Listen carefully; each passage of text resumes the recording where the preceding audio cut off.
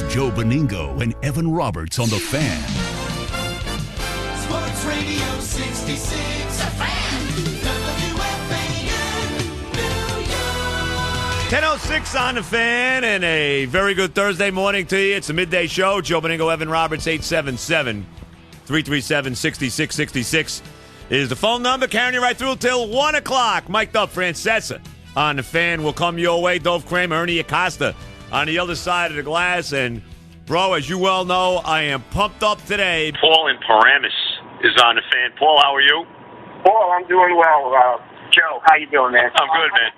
I've got two questions. One is about a switch hitter that's in the minor leagues now for the Yankees. But before I get into that, I just wanted to make a mention that you graduated high school with me. So we got our high school reunion coming up at Hemingway's down in Seaside Heights. I want to know if you're going to be going this year. Now, I got actually an invitation, Paul, and I won't mention your last name, but I do. I do know who you are. I do remember you. Well, I think it was Mike Warner. You know Mike? You know, Mike? Absolutely.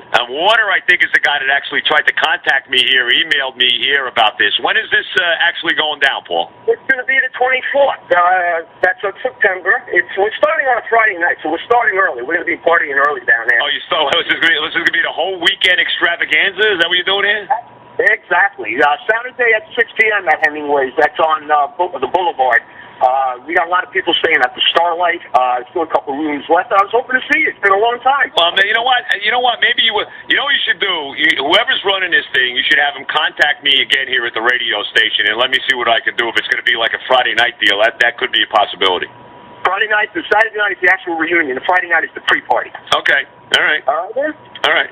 One other question. I was looking you up in the yearbook, and for some reason I needed to specify likes girls.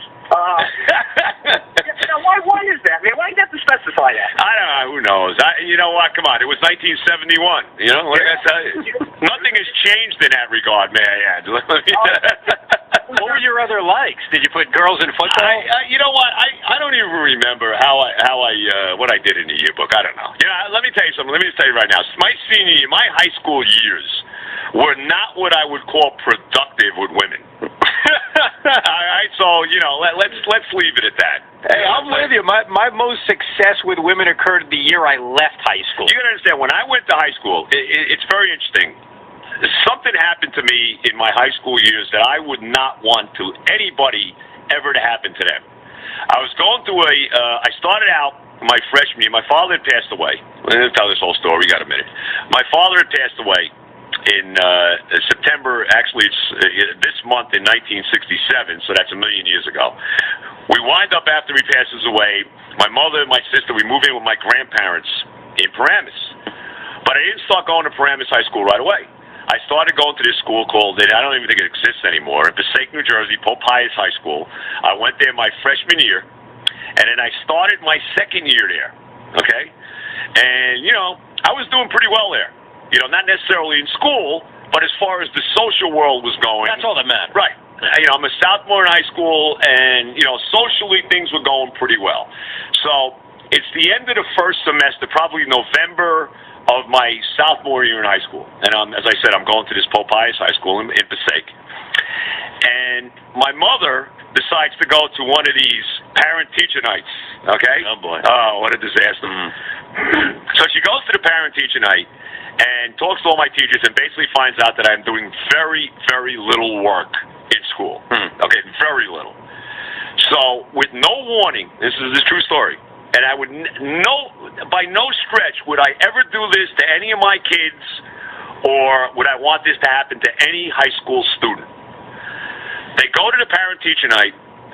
My mother comes home that night, and she is livid because she's finding out I'm not doing this, I'm not doing that. That's it.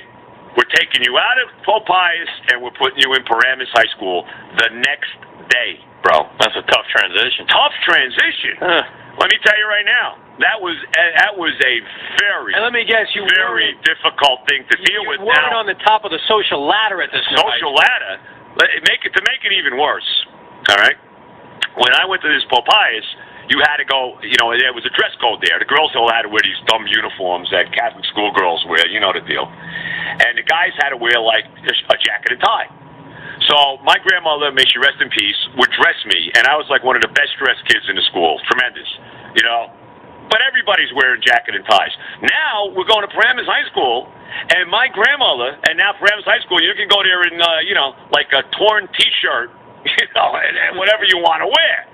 So now I'm going to the school, and she's got me all dressed up, and I'm like, hey, Graham, I can't be doing it. You don't understand. I look like an idiot here. Nobody's wearing suits to Paramus High School. So it took me about a week or so, and my grandmother would dress me up. Now I would go to school and immediately take the tie off and leave it in the locker with the jacket because I looked like a fool.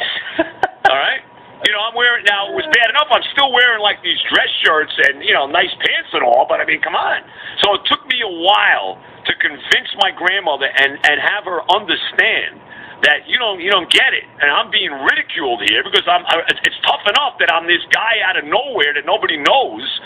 My sophomore year in high school, I got pimples on my face, the whole deal, and now you're making me look even worse because I'm standing out like a sore thumb because I'm walking into school wearing a suit and tie and all this. So it was a very, very difficult transition. And that's the reunion you were just invited to? Yeah. Well, I mean, by the time I graduated, I was somewhat in the social flow, but it took time.